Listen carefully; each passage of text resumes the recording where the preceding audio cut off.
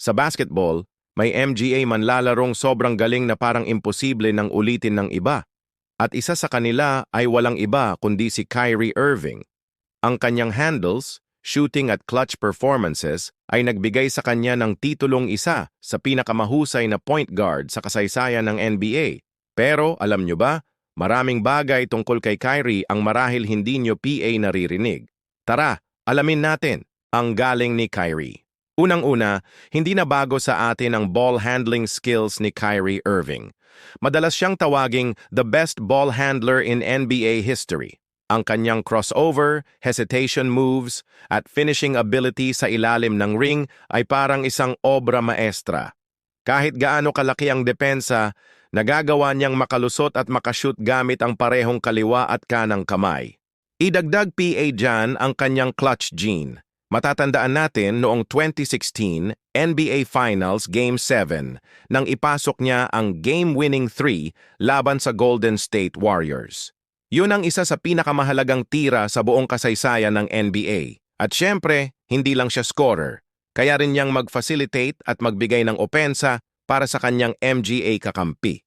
Kaya't kahit saan siya mapunta, nagiging highlight machine ang bawat laro. Mga hindi natin alam kay Kyrie. Pero maliban sa kanyang husay sa basketball, may MG bagay kay Kyrie Irving na baka hindi PA alam ng marami. Una, ipinanganak siya sa Australia. Oo, Australian citizen din si Kyrie dahil doon siya ipinanganak habang naglalaro ang kanyang ama sa isang liga. Pangalawa, bukod sa pagiging NBA superstar, Kyrie ay isang philanthropist. Marami siyang ginawang donasyon sa iba't ibang charity, lalo na sa panahon ng pandemya, kung saan nagbigay siya ng milyon-milyong dolyar para sa MGA frontliners at MGA pamilyang nangangailangan.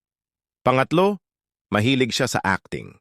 Lumabas siya bilang character na si Uncle Drew, isang matandang streetball legend sa commercials at kalaunan ay naging full-length movie noong 2018.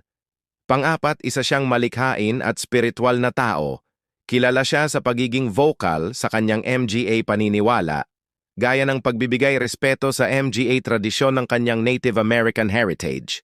At syempre, hindi rin mawawala ang pagiging kakaiba niya sa kanyang pananaw sa buhay, minsan controversial, minsan inspirational, pero laging interesting. Legacy at inspiration. Kung titignan natin, Kyrie Irving ay hindi lang basta-basta basketball player. Siya ay isang artista sa hardwood court, isang leader, at isang tao na laging sumusubok gumawa ng pagbabago, kahit minsan hindi ito maintindihan ng lahat. Ang kanyang legacy, isang manlalaro na nagdala ng artistry sa basketball, na ang bawat dribble, bawat step back, at bawat layup ay parang isang obra. At sa kabila ng lahat ng controversies, walang makakapag-alis ng katotohanang si Kyrie Irving ay isa sa pinakadakilang guards na napanood natin. Kaya kung pag-uusapan kung gaano kagaling si Kyrie Irving, sagot diyan, sobra. Hindi lang sa laro kundi pati sa kanyang kontribusyon sa labas ng court. Kung gusto nyo PA ng MGA ganitong kwento tungkol sa NBA at MGA paborito nating players, huwag kalimutang i-like ang video, mag-subscribe at i-click ang notification bell para updated ka lagi. Salamat sa panonood!